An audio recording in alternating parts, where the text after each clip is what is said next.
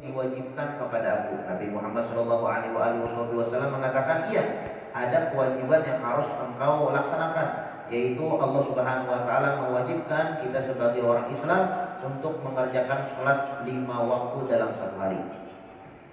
ثم قال: وهل علي شيء آخر؟ قال: نعم، عليك أن تصوم شهر رمضان شهرا واحدا في السنة. Kemudian seseorang tersebut bertanya lagi kepada Nabi Muhammad, apakah ada yang lain kewajiban yang harus aku lakukan sebagai muslim? Nabi Muhammad SAW mengatakan, iya, ada, yaitu berpuasa 1 bulan penuh di bulan Ramadan dalam 1 tahun. قال: وهل علي شيء آخر؟ قال: نعم، عليك أن تؤدي الزكاة، تخرج هذه الزكاة من الأغنياء وترد إلى الفقراء والمساكين. Sahabat, kemudian seseorang tersebut bertanya lagi kepada Nabi Muhammad, adakah yang lain lagi yang diwajibkan kepada aku sebagai orang Islam? Nabi Muhammad Shallallahu Alaihi Wasallam mengatakan, iya, ada, yaitu menunaikan zakat dikeluarkan oleh orang kaya dan diserahkan kepada orang miskin.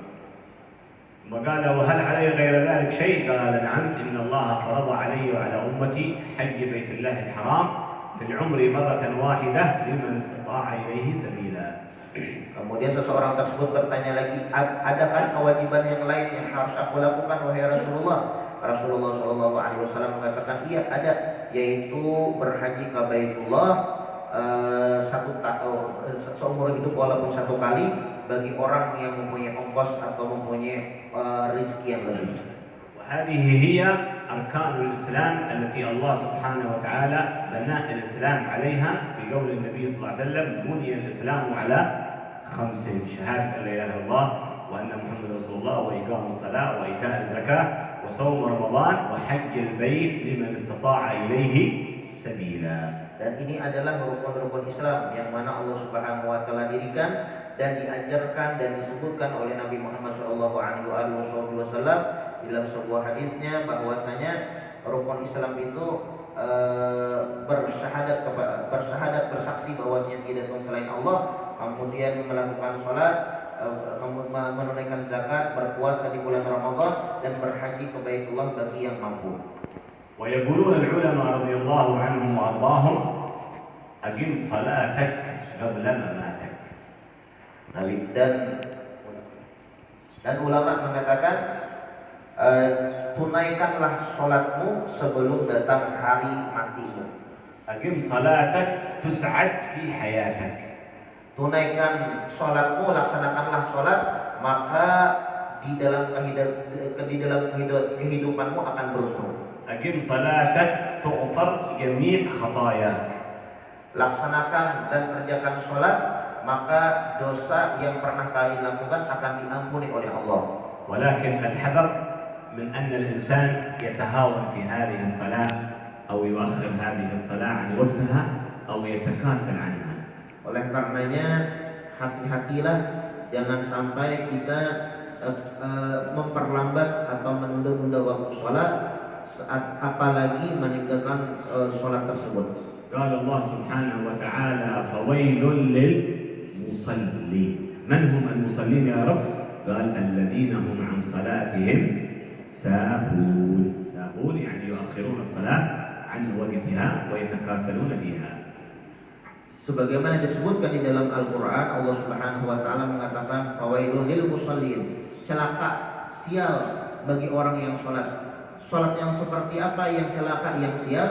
Alladzina hum an sholatihim sahun. Mereka sholat, namun mereka suka menunda-nunda, melalaikan waktu sholat. وكل الفرائض التي فرضها الله علينا قد يعذر في تركها الإنسان. فمثلا الصوم إذا كان مريضا ممكن لا يصوم، وإذا كان مسافرا ممكن لا يصوم، وإذا كان طرأ له عذر من الأعذار المبيحة للصوم ممكن يفطر حتى وهو صائم، إلا هذه الصلاة، فإن الصلاة لا يجوز للإنسان تركها أبدا مهما كان الأمر ولو حتى كان مريضا. Kewajiban yang Allah Subhanahu Wa Taala wajibkan kepada kita itu mungkin ada uzur, boleh meninggalkannya, seperti puasa. Puasa, misalnya orangnya sakit, tidak mampu untuk berpuasa, maka boleh dia tidak berpuasa. atau dalam keadaan melaksanakan perjalanan yang jauh, dia dalam keadaan berpuasa, boleh tidak berpuasa. Namun sholat, kata beliau, itu tidak ada udzur, tidak boleh meninggalkan udzur walaupun dalam keadaan musafir atau sakit. فلا يوجد في الصلاة عذر أن يتركها الإنسان. ممكن يجمع بين الظهر والعصر، ممكن يقصر لا بأس، ممكن يؤخرها لا بأس، لكن أنه ما يصلي هذا لا يوجد عذر أبدا، وحرام على الإنسان أن يترك هذه الصلاة مهما كان حاله ومهما كان مرضه. Tidak ada udzur meninggalkan sholat. Kalaunya misalnya menjamak antara dua sholat boleh, atau meringkas, mengkosor dua sholat boleh. Adapun meninggalkan waktu sholat maka tidak ada udzur di dalamnya. Bagaimanapun keadaannya dan di situasi manapun tidak boleh meninggalkan yang namanya sholat yang Allah Subhanahu wa taala wajibkan kepada kita. وفرض الله علينا أن نؤدي هذه الصلاة من قيام، لكن لو ما يستطيع الإنسان من قيام يجلس، ما يستطيع الإنسان من جلوس عليه ممكن أن يضطجع، فإذا ما يستطيع الاضطجاع على جنبه الأيمن، ما يستطيع على جنبه الأيسر، ما يستطيع يجري الإنسان الأركان بلسانه، ما يستطيع يؤمر بعينه، ما يستطيع يجريها على قلبه، لكن يترك هذه الصلاة لا عذر في تركها ما دام العقل هذا حق الإنسان موجود. Allah Subhanahu wa taala mewajibkan di dalam salat yaitu wajib berdiri diam. Namun apabila kalian tidak mampu diam berdiri, maka silakan salat dalam keadaan berduduk. Apabila tidak mampu berduduk, salat dalam keadaan berbaring. Tidak mampu berbaring, sebelah kanan berbaring sebelah kiri. Apabila tidak mampu, maka salat dengan isyarat mata. Apabila tidak mampu, maka salat dengan isyarat mata. Dan apabila tidak mampu dengan salat isyarat mata, maka seperti itulah yang diwajibkan oleh Allah Subhanahu wa taala. Tidak boleh kita meninggalkan salat yang Allah Subhanahu wa taala wajibkan kepada kita. بعض الناس مثلا لما يسافر على الطائرة خصوصا في المسافات البعيدة ربما يأتي وقت الصلاة يدخل وقت الصلاة لا يصلي، يقول لك الآن في الطائرة أنا مستقبل القبلة ولا أنا قائم أحسن خلاص بعد بصلي. يقولوا لا، الصلاة واجب عليك حتى وإن كان غير مستقبل القبلة، حتى وإن كان من دون وضوء، حتى وإن كان وأنت جالس، بعد ذلك ممكن تقضي، لكن تترك الصلاة لا يجوز تركها أبدا وحرام أن يتركها الإنسان. Kebanyakan orang apalagi ketika berada di dalam pesawat, tatkala sampai waktu sholat, maka mereka tidak mengerjakan sholat karena katanya kiblatnya tidak tahu. Sholat wajib dilakukan walaupun kalian tidak mengetahui kiblatnya di dalam sholat, karena bahwasanya itu adalah suatu kewajiban yang Allah Subhanahu wa taala wajibkan kepada kita. وبعض الناس أيضا لو كان مثلا مريض تعمل عملية عدهلة فيه وعدل الآلام عليه وكل شيء، والآن جاء وقت الصلاة قال الآن ليس مستقبل القبلة وثيابي كلها نجسة وأنا لست على وضوء، فكيف هل أصلي؟ نقول نعم صل. نقول صلي غير مستقبل القبلة، نقول صل غير مستقبل القبلة. صل بدون وضوء، صلي بدون وضوء. على ثوبك نجاسة، على ثوبك نجاسة، لكن لا تترك هذه الصلاة بعدين تقضي. Sebagian orang juga, kata beliau, tatkala sakit atau setelah melaksanakan operasi, dia meninggalkan sholat karena dia tidak bisa wudu, karena pakaian yang dia pakai najis, karena tidak mampu untuk menghadap kiblat. Apakah orang tersebut wajib sholat? Wajib sholat, kata beliau, walaupun dalam keadaan seperti itu.